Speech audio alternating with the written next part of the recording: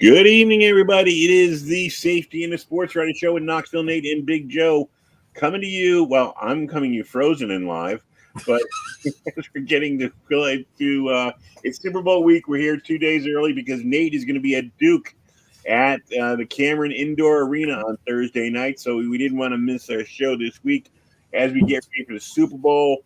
We're going to talk a little bit about NFL coaching and a little of the craziness going on around the Super Bowl. But I mean, this is the biggest game. This is what we look forward to all year long. We got two good participants. Hopefully, they give us the game we're hoping for. And Nate, how you doing?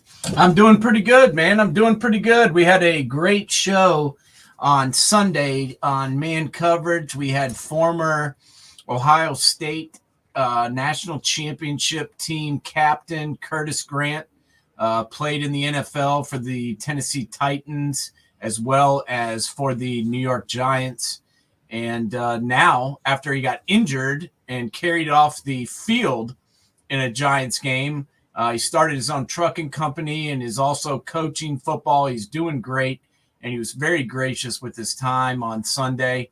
And, you know, Joe, it really made me think, talking to him, about how many guys have been hurt, injured, carried off the field, and never got to play ever again. And, we never talk about those guys. The NFL never discusses it, never mentions it, but there's been so many guys that their career, has been cut short by a freak play or whatever.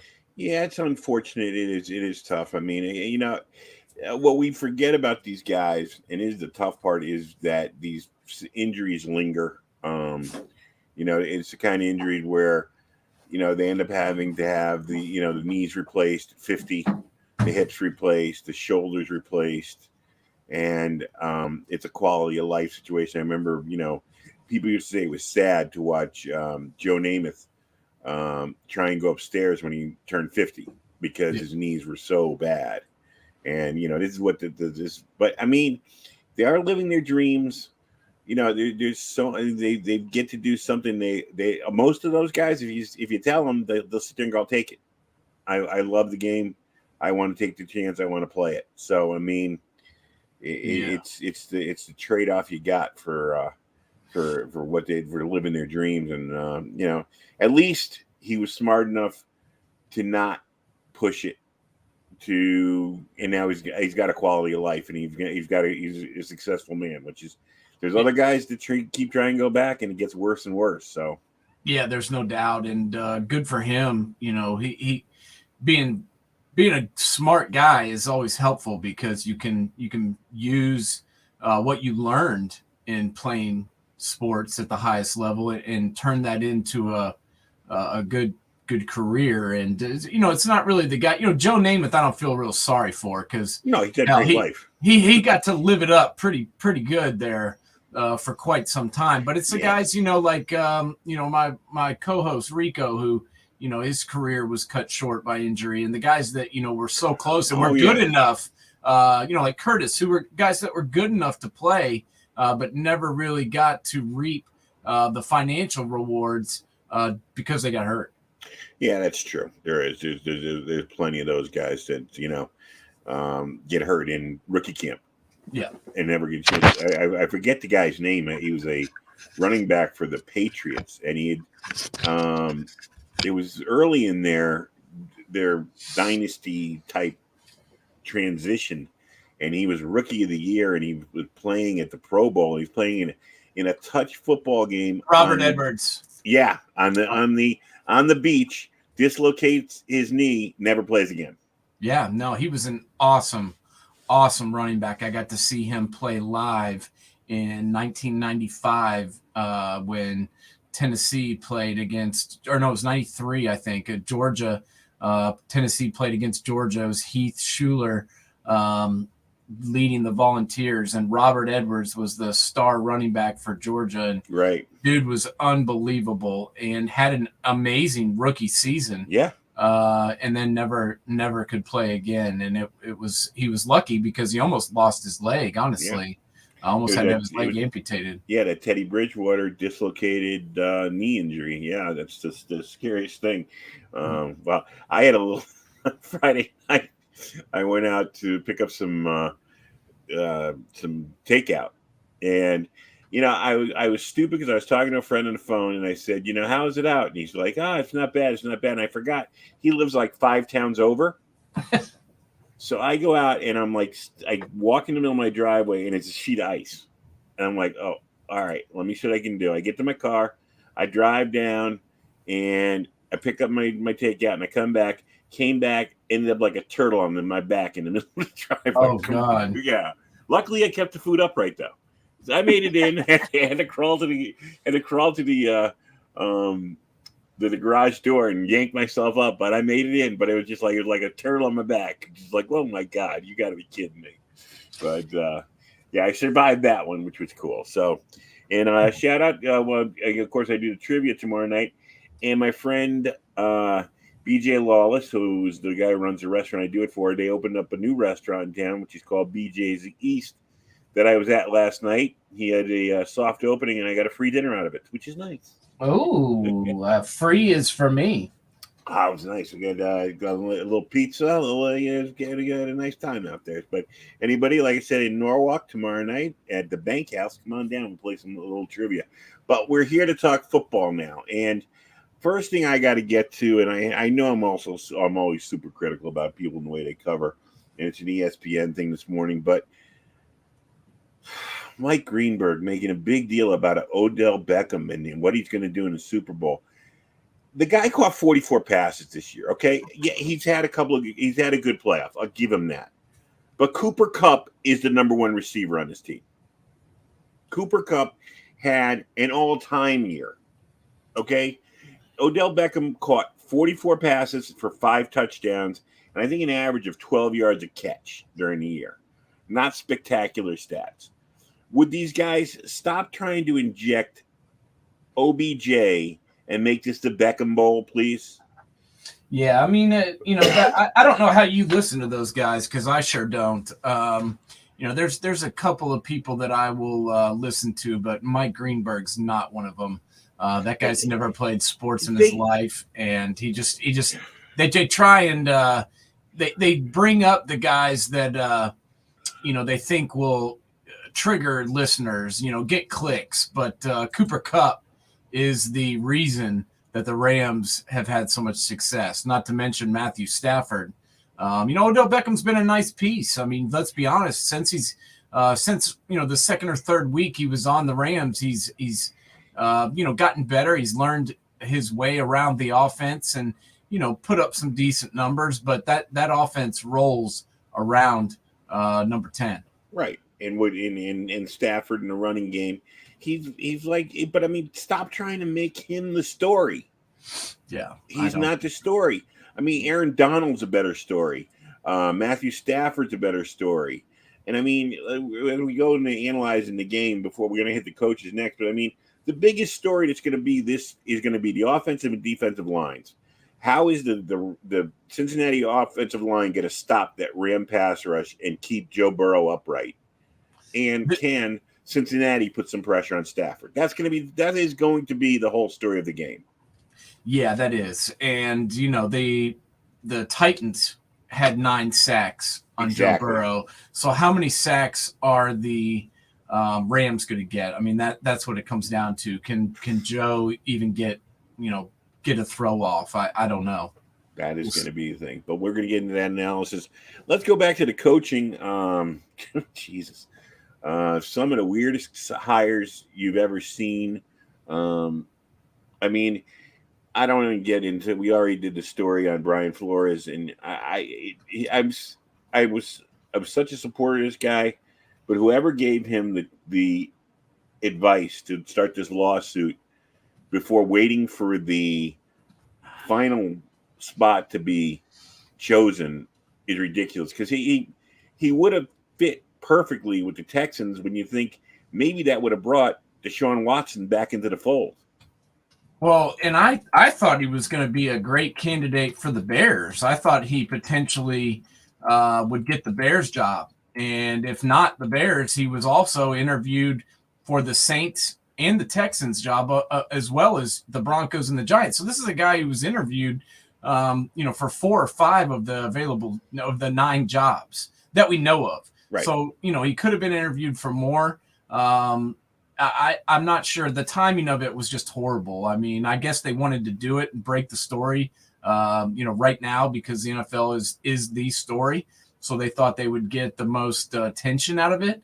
But, I don't understand it because he very well potentially could have gotten another coaching job right away. Yeah, I mean, I just don't. Whoever gave him that advice and whoever decided that now was the time to do it was kind of crazy.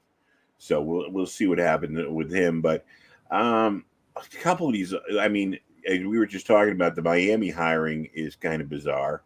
Where that name came from, that was something that nobody was floating out there. Dennis Allen, I know he's a defensive coordinator of the Saints, but I mean, you're replacing an all-time great, probably the greatest coach in Saint history, and you have no quarterback.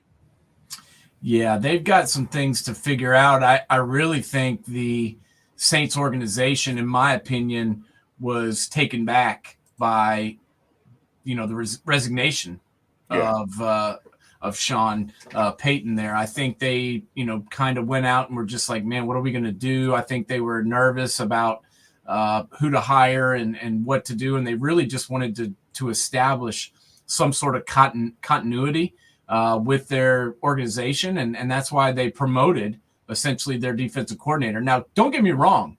He's done a tremendous job as their defensive coordinator. The Saints defense was unbelievable this year. The DeMario, especially considering, their number 1 sack guy from the year before, Hendrickson's playing for the Bengals. So getting Cam Jordan to have another tremendous season at his age, DeMario Davis playing the way he did, that secondary flying around the way it did, Dennis Allen surely deserved a lot of the credit. However, he's been a head coach, and it did not go very well out in Oakland. And there's been a lot of excuses as to why that happened. But, he was the coach, and they didn't have a quarterback. And, that's the problem in New Orleans right now is that, now Dennis Allen's the coach, and they don't have a quarterback. So we could be seeing deja vu all over again. But as you pointed out last week, which was really good, is like the Buccaneers don't have a quarterback now. That's true. The Buccaneers don't. Carolina's got no quarterback. Buccaneers don't have a quarterback, and the Falcons quarterback's 47 years old. So, they are in a good division.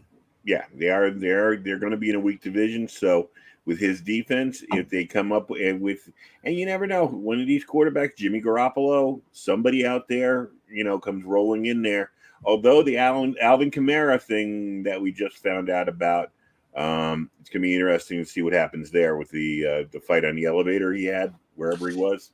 He was at the Pro Bowl, actually, and it was the night of the game. Right after the game, apparently, they went and got loose out in Vegas after the Pro Bowl. So maybe, if they'd actually been allowed to tackle in the game, maybe he wouldn't have been so fired up to get arrested for assault afterwards. But yeah, that's not good. I think they'll probably have that straightened out, maybe a suspension of a game or two, but I think he'll be all right. The question's really going to be, what do they do at quarterback? Do they bring back Jameis Winston? Is Jameis even ready to play in week 1? I don't know. I mean, those are questions that we can't answer as of today. Well, there was even things being floated around about Jameis going back to Tampa Bay. That was weird. I mean, he knows their system. I mean, it kind of makes sense. He did throw for 5,000 yards. He threw for 500 interceptions, but he threw for 5,000 yards. Yeah, he threw for 5,000 yards and 30 touchdowns. He threw for 30 interceptions, but he really controlled the ball pretty well last year when he did play for the Saints. He took care of the ball, a lot better, and he looked good. So the question is, what's this injury going to do to him? Because one of his biggest attributes is his ability to move around in the pocket and get out of the pocket if he needs to. And that was a pretty brutal injury. Well, let's look quickly over the head coaching thing, and I don't want to spend a lot of time in the game too. Thumbs up, thumbs down makes sense. If it doesn't make sense, everyone say it.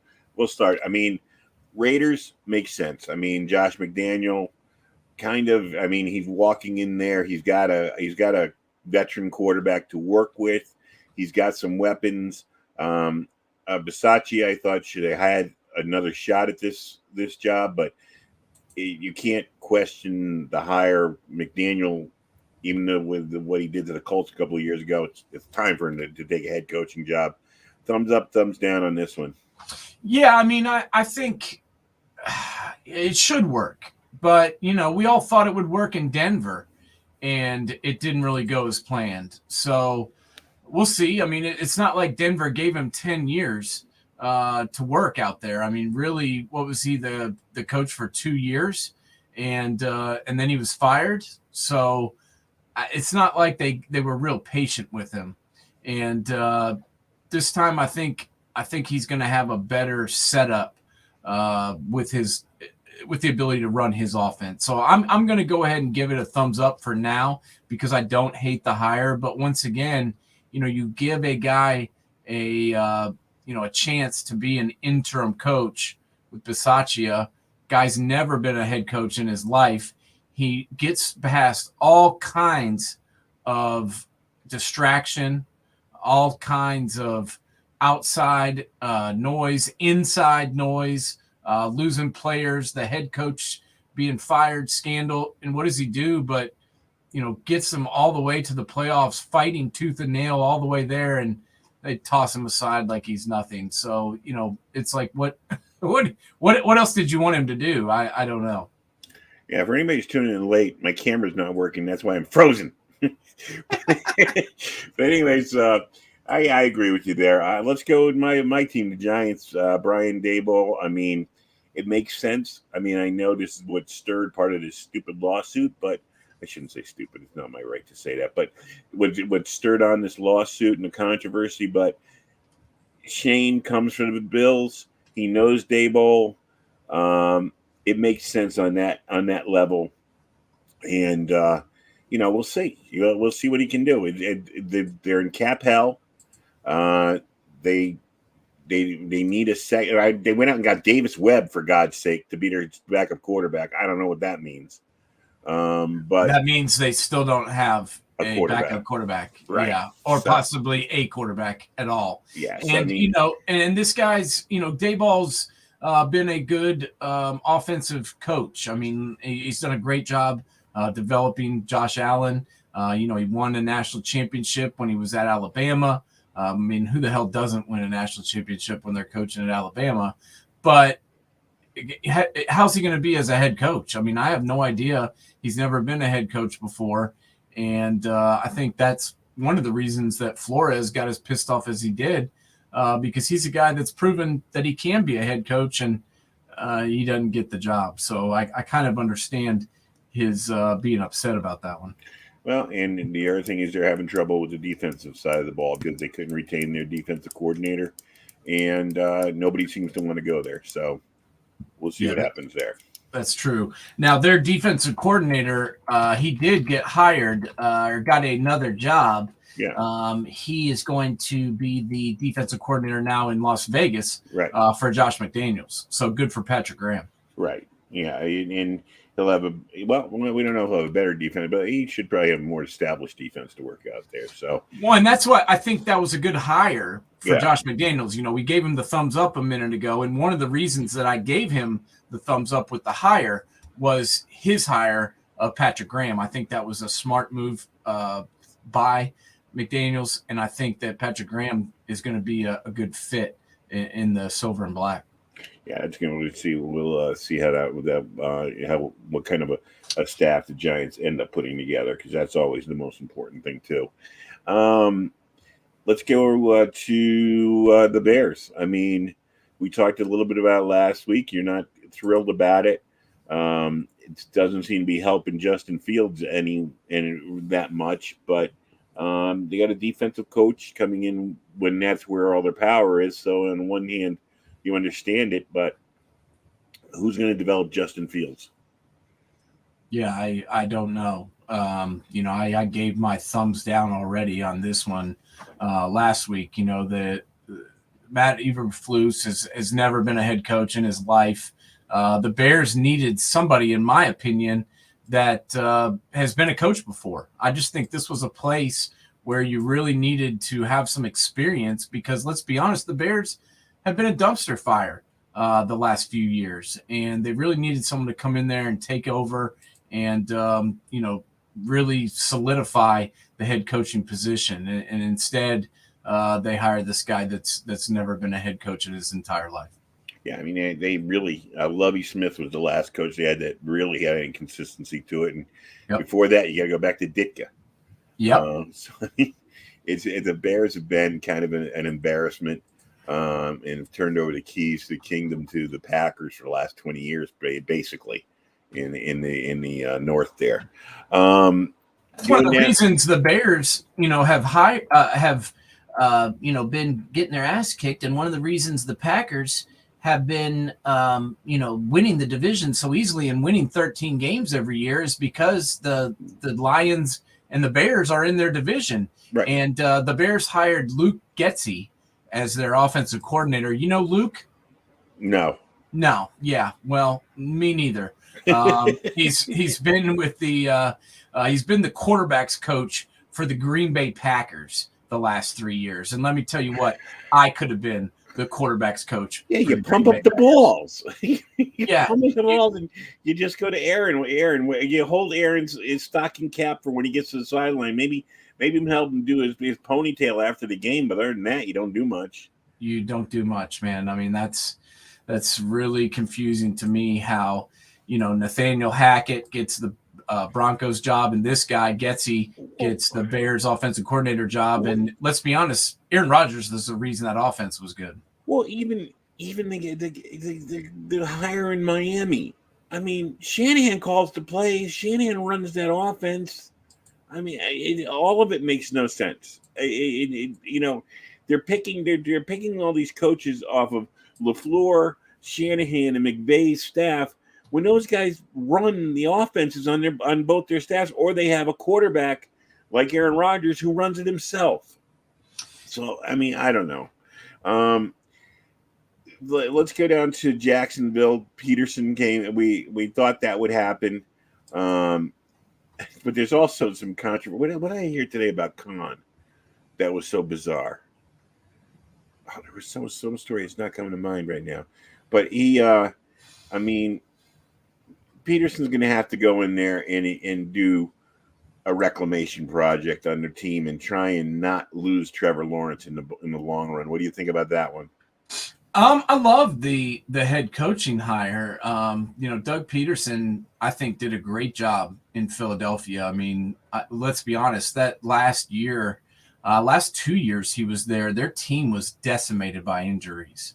And I know you don't want to use injuries as an excuse, but let's be honest, if you don't have any of your talent out on the field, it's hard to win football games. So, I'm going to give him a little bit of a pass those last 2 years there in Philadelphia. And other than those, he was very successful. So I love the hire. The problem is the rest of the Jaguars. The roster's garbage. The owner's a moron.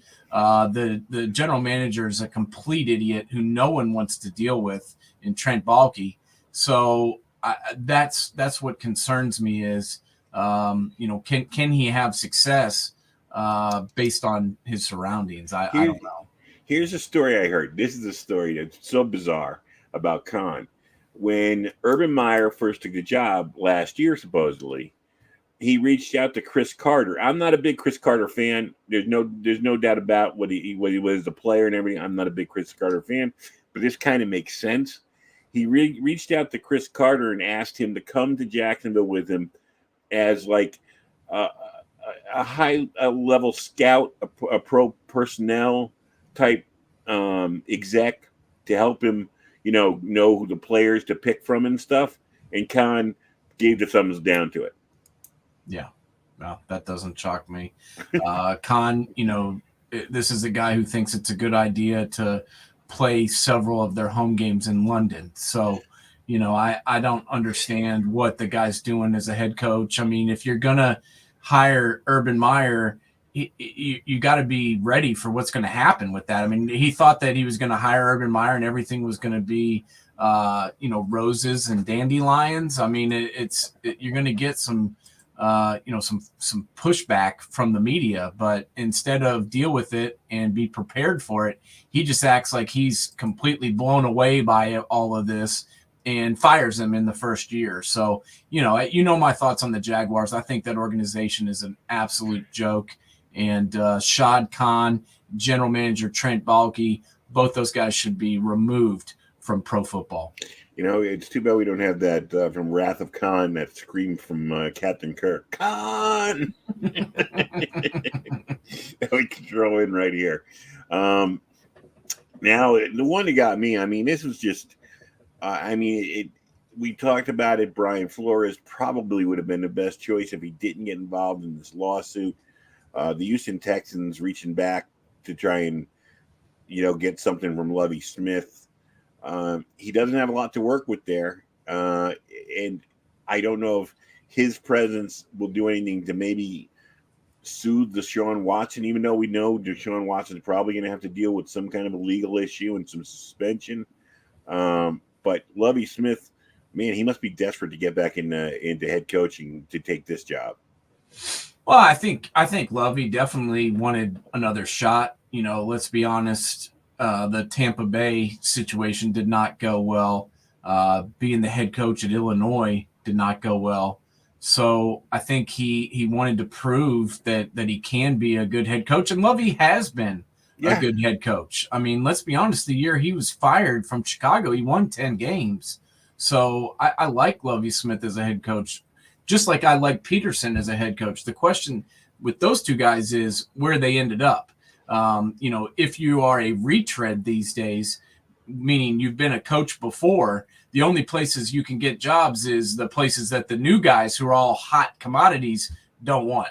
Right. And that's why I'm worried about Lovie, and that's why I'm worried about Peterson as well.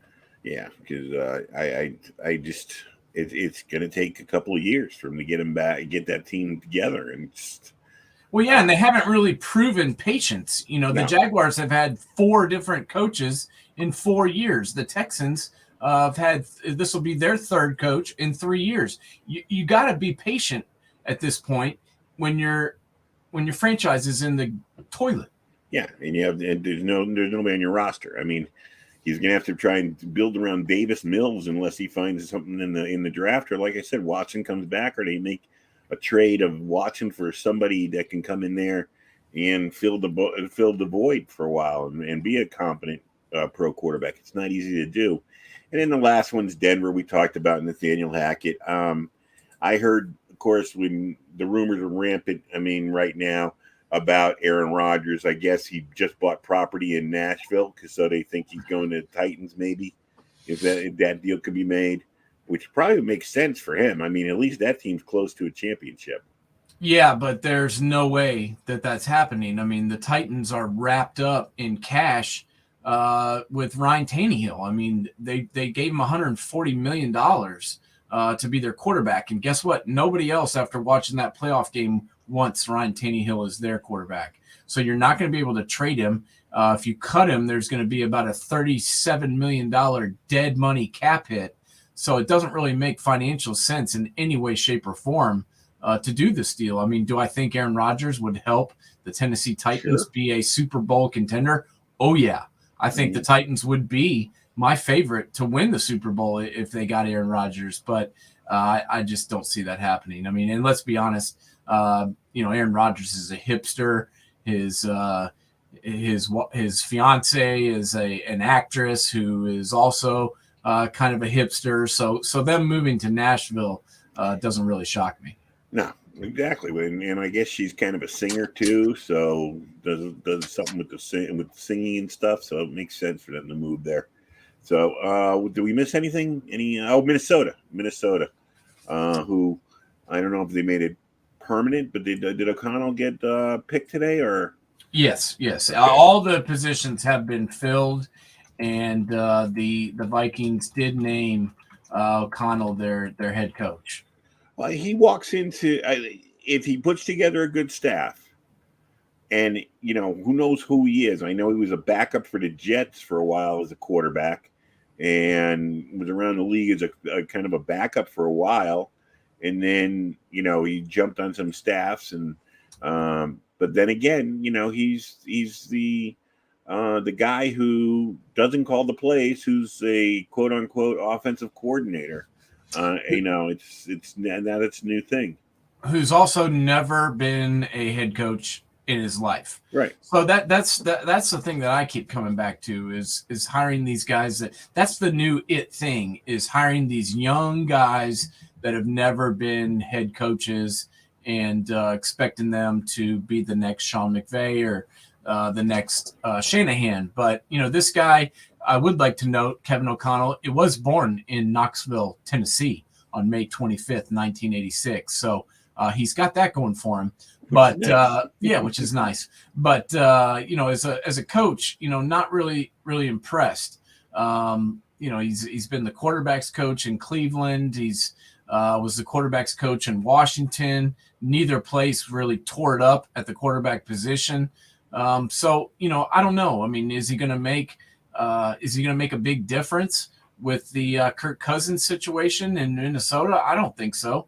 But like you said, if he can take some of what he learned from Sean McVay and employ that into the Vikings, let's be honest, it wasn't really going great with Zimmer up there. I mean, No. Things were kind of stale. The air was real stale up there, and things were going bad, especially on defense. And that's Right. where Zimmer was supposed to be hanging his hat. So I wasn't really shocked that he got fired, but firing him and hiring this guy, I don't know if it makes a lot of sense. Well, yeah, and the only thing that they can hope for is Aaron Rodgers moves. So that'll make that a wide division, just like the South. You know what I mean? It'd be like it's like Brady leaving the Buccaneers. Okay, now we got a hole up there, and now everybody's in play. Even Detroit becomes in play then. So you never know. So that's what they got to hope for. The one thing before we go off to coaching altogether, again, the enemy. He must have the worst interview skills of anybody ever put on this earth to be as highly rated as he has been for every job, which he's got to be 6 years now. He's been in the running for these jobs and to not come away with any. Either he's got the worst interview skills of anybody on this earth, or somebody's got a bad mark against him. I don't really understand it because, they hire all these guys that are, the offensive coordinator that don't call plays all over the place. Yeah. Nathaniel Hackett from Green Bay gets hired as the head coach in Denver. Kevin O'Connell, who was the offensive coordinator for the Rams and didn't call plays in Los Angeles, gets hired as the head coach in the Vikings. Yet, Eric Bieniemy can't be. Yeah. And McDaniels, the coach from San Francisco, gets hired in Miami, and he didn't call plays. So it doesn't seem to be a real big factor for all these other guys. And then, Mike Kafka, who is the quarterback's coach in Kansas City, he gets promoted and is going to be hired as the offensive coordinator in New York. So it's like, it's not a strike against these other guys, and it's not a strike against Mike Kafka, who's the quarterback's coach in Kansas City. He's going to get a job calling plays in New York, but Eric Bieniemy can't get a job. And you know what? I really think if anyone should have been filing a lawsuit, I think it's Eric Bieniemy. Well, and I hate to do the lawsuit thing because I understand where you're coming from, because you're totally right. No, I'm just saying if either of those two guys were going to file a lawsuit, I think Bieniemy had more of a case. I totally agree with you. But as a journalist, this is the story. Why is this man not being hired? There's something deeper here. It can't. You and I thought we just went through the non-calling the plays. No, that's not it. He's got to either, like I said, give god-awful interviews. I mean, he doesn't come prepared, and that can't be. I mean, he's been doing it for 5 years. Somewhere along the line, you would have thought he would have picked up and said, okay, that interview didn't go well. What can I do better for the next one? go to Andy Reid and say, I got to get ready for this, and be that there's something more to the story that he's not getting hired. And for all these people that are jumping up and down and we should look into this, we should look into that. There's your story. I agree. And, especially this year when Eric Bieniemy has been on staff in Kansas City for 9 years. He's been the offensive coordinator for 4 years. They've been to the Super Bowl twice in those 4 years. And his contract is expiring. Yeah. So, are they going to re-sign him and, give him a raise? I don't know. I mean, I don't know what's going to happen, but I do think it's a shame that no one's given this guy a chance. All these other idiots who've done nothing get these head coaching jobs, but Eric Bieniemy doesn't. And it's confusing to me. I mean, I know we think, he can't interview and we throw all these things out there, but me and you weren't in those interviews. Right, exactly. We don't know for sure exactly what the reasoning is. And I'm confused because it seems to me like he's getting punished because he's got Patrick Mahomes, Travis Kelce, and Tyreek Hill. Everybody just thinks, oh, hell, I could be the offensive coordinator of this team. And I don't subscribe to that. Brian Dable has Josh Allen and Stephon Diggs. I get it. I'm just saying that's a theory that's been thrown out there. So well, it's crazy, but we'll have to watch that story and see if maybe one of these guys with all this access can get, instead of sitting there like a talking head, go out there and interview somebody and find out. I'd love to interview somebody out there and find out and what the story is. That would be an interesting story to talk about. Anyways, let's get into the game. We talked about it. It's going to be keeping quarterbacks upright, but let's break it down. What do you think Cincinnati can do or should do to attack the Rams? Well, they're going to have to slow down the pass rush somehow.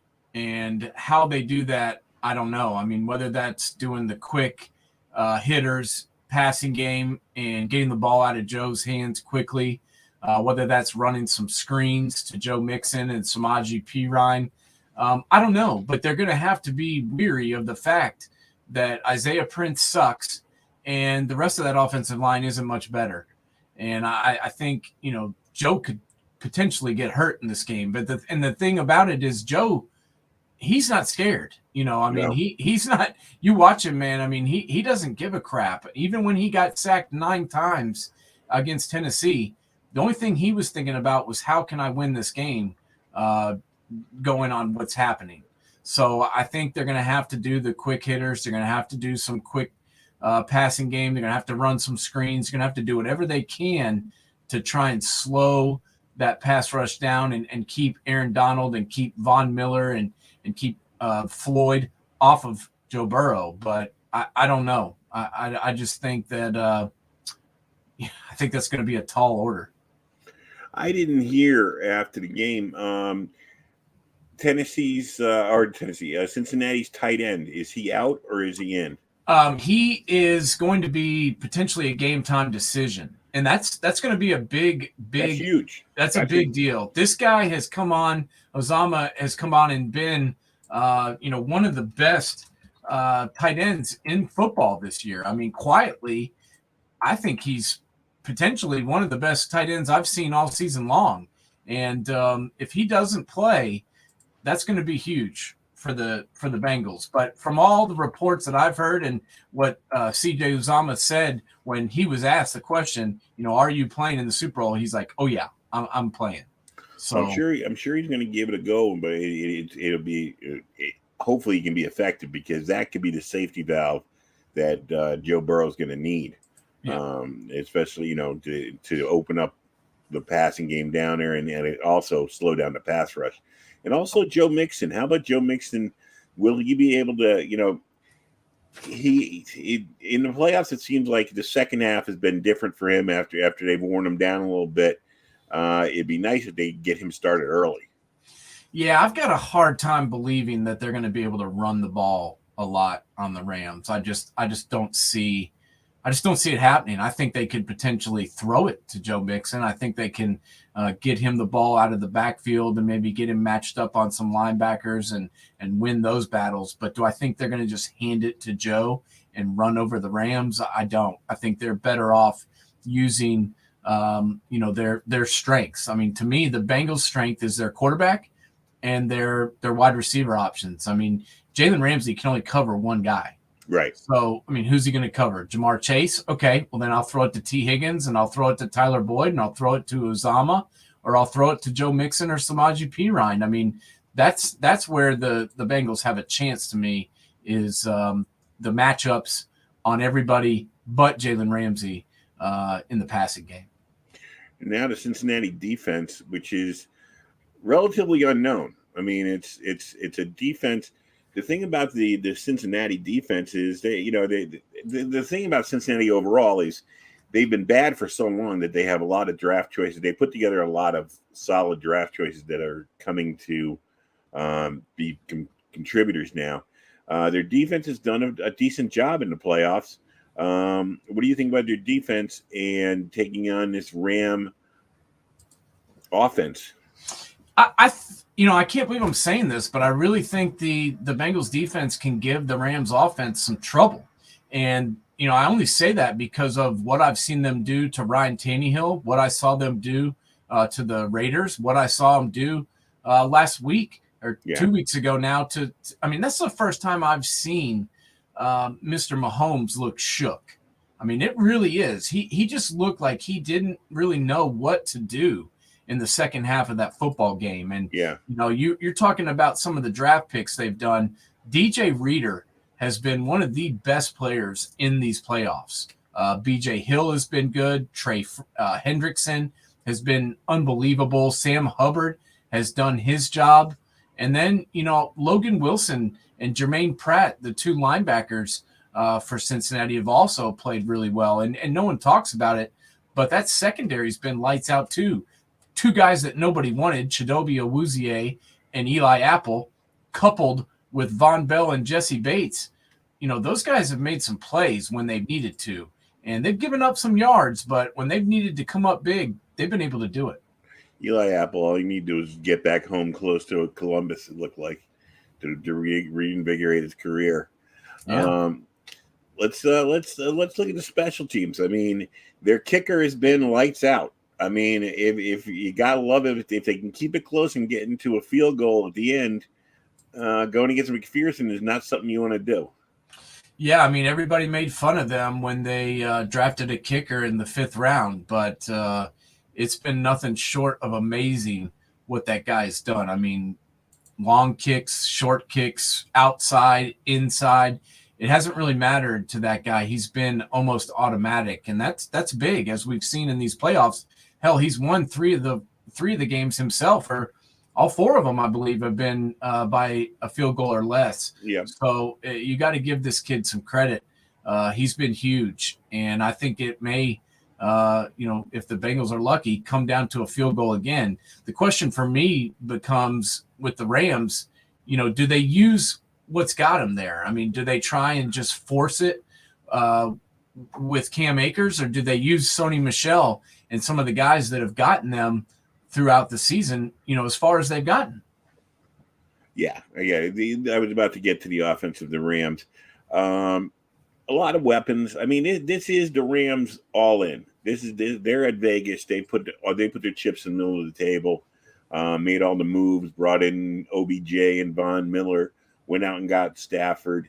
The thing about Stafford is, we know how great he can be, but we also know, and we saw in the second half of the season, he is susceptible to the bad interception. But like you said, Sony Michel has a lot of experience in big games.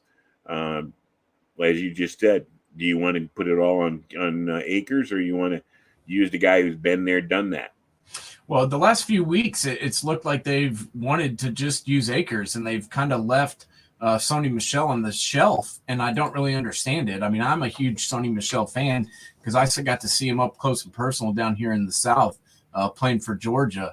And this is a guy who doesn't have a ton of tread on his tires. I mean, hell, He had Nick Chubb in the backfield with him his entire career while he was at Georgia, not to mention about 4 or 5 other guys that are now playing in the league or have played in the league at some point in their career. So that's a guy I would lean on heavily if I were the Rams. I mean, they need to run the ball to take some of the pressure off of Matt Stafford, because let's be honest, all the pressure's on him. Yeah. They built this team, like you said, to win this game. I mean, they were in this game 3 years ago, 2 years ago, 3 years ago, whatever you want to say it, with Jared Goff. So they made it this far with Goff. They made the trade and mortgaged their future by picking up, Matt Stafford, by picking up Von Miller. They don't have another first-round draft pick for 4 or 5 more years. So to make it all worth it, to me, they need to win this game. And to me, that also puts all the pressure squarely on the Rams and Matt Stafford's shoulders. Don't you think? I totally agree with you. But the thing is, they do have their defense, and that's going to be, we already broke down the defense a little bit. So I mean, he does have. It's going to be if the Rams, as long as they don't go crazy trying to throw the ball, it should be a nice game for them. But it's going to be, like you said, can the unknown Cincinnati defense do what they've been doing throughout these playoffs? And when you look at the coaching aspect of this, the coaches know each other well. But I know you've never been a big fan of Taylor, but McVay it speaks for itself what he's done already in his short career. Do you think there's any kind of big advantage on the coaching staffs? I do. I mean, for one, Sean McVay's been here before and he lost. So I think he can go back and look at what he did right and what he did wrong when he coached in this game previously. So I think that's a huge advantage for him. The other thing is, Zach Taylor, let's be honest, nobody was real high on this guy year one when they were 2-14. And then in 2020, they go out and draft Joe Burrow and they finish 4-11-1. And, Joe Burrow gets hurt. So they were about ready to ship this guy out of town. And this year, they've gotten to the Super Bowl and everybody all of a sudden loves this guy. But, I'm still not sure whether or not, and maybe this is just me, not knowing enough about Zach Taylor, but from what I know and what I've seen, I'm not so sure if Joe Burrow and, the defensive coaching staff haven't hired, kind of hidden some of these deficiencies that Zach Taylor has. Now we'll see, because it's all going to be on full display in the Super Bowl. And if he comes up with some magical offensive game plan, I'll certainly give him credit. And, he's done what he's had to do to win. But I just think that this team, it's more about Joe Burrow and Jamar Chase and them being virtually unstoppable than it is about an unbelievable head coach of Zach Taylor. Because let's be honest, nobody thought he was that great until this year. Yeah. Well, before we get to our picks, we got about 10 minutes left here. When you look at the legacies of the quarterbacks, I mean, right now we talked about, my God, the AFC, how well they're stationed. You got Jackson, you got Burrow, you got Mahomes, you got Herbert. I mean, Tua potentially could become a great quarterback. Deshaun Watson, whatever happens with him, he's not old yet. I mean, right now, when you look at these quarterbacks, where do you put Joe Burrow as far as rating him against the rest of these quarterbacks right now? I mean, I think you got to put him up near the top. I mean, I've never seen anybody come into the NFL and be this far along in year two. I mean, never. And don't get me wrong. I mean, these guys around him have played hard and they've rallied and they've done what they've needed to do to win games. But none of this is possible without the evolution of Joe Burrow. And if you look at his improvement from last year to this year, it's almost night and day. And this is a guy who was pretty good as a rookie, but he missed half of the season with the injury. And what does he do but goes out and gets stronger? There's way more zip on his fastball this year, and he's able to make a lot of the throws, that he was able to make before, but he's able to fit balls into windows that you just wouldn't believe a second-year quarterback doing it. And to be virtually honest with you, if I had to pick one guy right now, if I had to start my franchise, this would be the guy I would pick. Because you've been watching him. You're somebody, I mean, you are an Ohio State aficionado, plus you're an SEC aficionado. So you've seen Joe Burrow since the beginning here. I mean, you're an Ohio guy to begin with. Anyways, you watch Ohio high school football religiously. True. When you were watching this kid and you watched the evolution of his game, can you point to any particular time when you saw this year would potentially happen? I mean, everybody jumped at a Heisman year, but did you see anything that could unveil this kind of success so early? I saw when he played in the spring game in 2018, I guess it was the spring of 2018. There was still some question as to whether it was going to be him or Dwayne Haskins as the starter for Ohio State. And to be honest, Joe really had used those first 3 years at Ohio State, making himself into a pretty good quarterback. And Urban Meyer hadn't made his decision. So going into the fall, it was still a two-man race. And instead of, show up in August and fight with Haskins, I think Joe just wanted to make sure that he got on the field, which I certainly do not blame him for that. I think obviously it worked out tremendous for him, and he goes down to LSU in that 2018 season.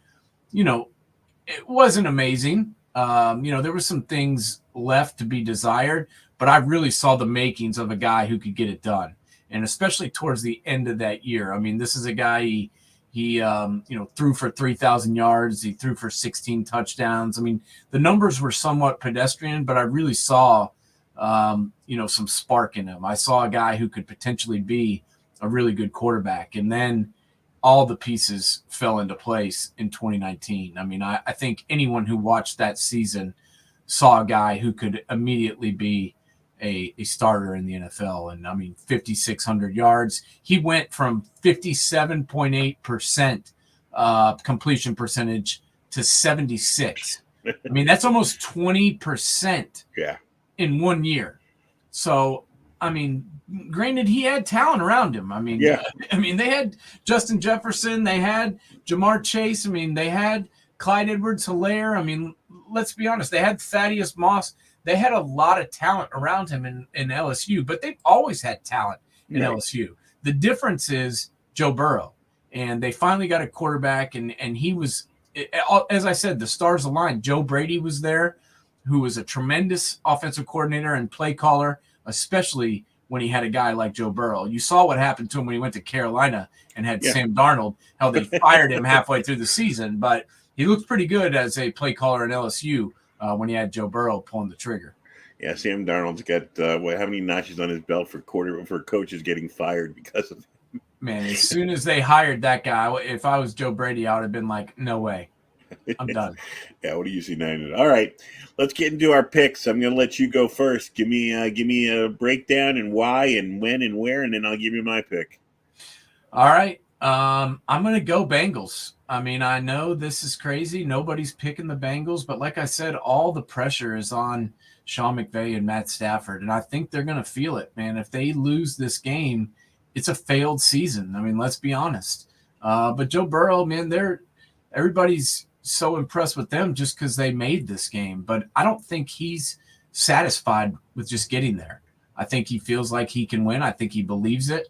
And I think he can win. And I feel like he can do it. And the defense has been playing good enough to potentially slow the Rams down. The question is, can they keep Cooper Kupp and Odell Beckham, under wraps? And that's going to be my one area of concern with the Bengals is, their secondary. I hope they can stop them, but I think they can score enough points to win the game. Yeah, my pick, I to agree with you on the pick, and I'm going to agree with you on the pick for a certain reason. I go back a long way, and I grew up watching Joe Montana play at Notre Dame, and there are certain quarterbacks. Joe Montana was one. Even Tom Brady, if you go back to his days at Michigan, I remember that bowl game against Alabama, where big games things work out for certain quarterbacks, and Joe Burrow in big games things seem to work out for him. I don't know. They're born under a right star. There's certain guys. You go over LeBron, Michael Jordan. There's certain guys that just Derek Jeter, big games, they seem to be on the winning side of. And Joe Burrow seems to have that, whatever it is, on his side. So I'm saying Cincinnati 23-21. Yeah, I mean, let's be honest. If it comes down to a field goal, I'm gonna feel pretty good about McPherson kicking it through the uprights. And I feel like not only do they have the pressure of essentially they've been built to win this game as far as the Rams go, but they're also playing at home. And yeah, it worked out for the Buccaneers last year, but the Chiefs playing without their two tackles also helped that party. So I think playing at home, having their future be completely mortgaged to win this year, I think it's going to add a lot of pressure on all the guys wearing the Ram helmets. Yeah, I totally agree. Well, big time for you on Thursday night. When you heading out for Durham? I'm leaving, and they're actually playing. It's in Clemson. The game is. Oh, Clemson. Okay. Yeah, Duke's playing Clemson in Clemson, and I'm going to drive up Thursday morning. I'm going to pick the old man's going to meet me there, and we're going to go out to eat with my mom and have a nice dinner, and then me and my dad are going to go over to the stadium early and try and get down and hopefully get to meet with Coach K and get some photos and everything, and then watch the game. And then I'm going to spend the night in Clemson. I've never been there before, so I'm kind of excited about it. And then I'm going to come home on Friday morning. So it should be a great trip.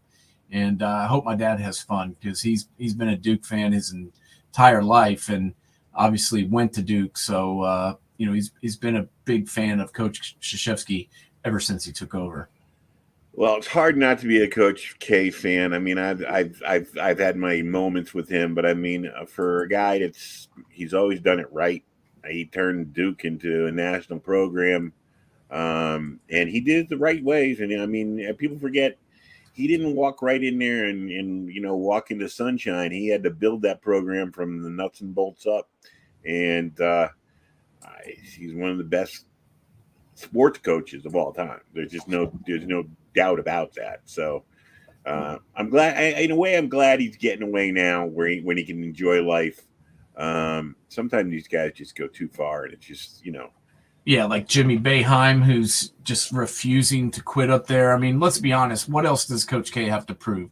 He's got 5 national championships, 12 Final Fours, 15 ACC tournaments, 12 regular season titles. He's Gold been medals. 3-time Coach of the Year, 5-time ACC Coach of the Year. He's in the Basketball Hall of Fame. He's in the College Football Hall of Fame. Like you said, he was the head coach for the U.S. men's team, won a gold medal in Beijing, a gold medal in London, a gold medal in Brazil, won 2 golds in 2010 in Turkey and 2014 in Spain in the FIBA World Championships. I mean, this guy's done it all. And like you said, he's one of the greatest coaches of all time, not just in basketball. Gotcha. And from what I hear, a great human being as well. So good luck to him. I hope you and your father do get to meet him and enjoy yourself. And we'll be back next week. What do we got going for man coverage before the Super Bowl? I'm not sure yet, but I do know that if you missed Sunday's show, I would recommend downloading it, watching it, whatever you want to do, because the interview with Curtis Grant was awesome. We got to talk to him about his college career and what it was like being recruited he was a 5-star player. He was the number 1 inside linebacker in the country. And so because it was National Signing Day last week, we talked to him a lot about what it was like being recruited coming out of the state of Virginia and what it was like being the number 1 linebacker in the country. And, did he feel any pressure to go to Virginia or to go to Virginia Tech, being that that's where he's from? And he said that, they recruited him pretty hard, but he wanted to win a title. And, he did. He chose Ohio State because he thought that would give him the best chance to win a national championship. And he really liked the coaches there, and worked out for him. But we talked to him about that. And we also talked to him about what kind of advice he would give to kids and coaches. And he had a really good answer for that. So I won't give it away, but everybody should watch that and hear what Curtis had to say about that. All right. We're going to say goodnight now. Maybe next time my head will be moving. But anyways, and like I said, anybody in the Norwalk area, tomorrow night trivia to Bank House, come out and see me, meet me, whatever. And we will be back on next Thursday, and man coverage will be on Sunday. And the Super Bowl. Everybody enjoy the Super Bowl. Hopefully, either way, we have a great game. Everybody, talk to you later. All right. Adios.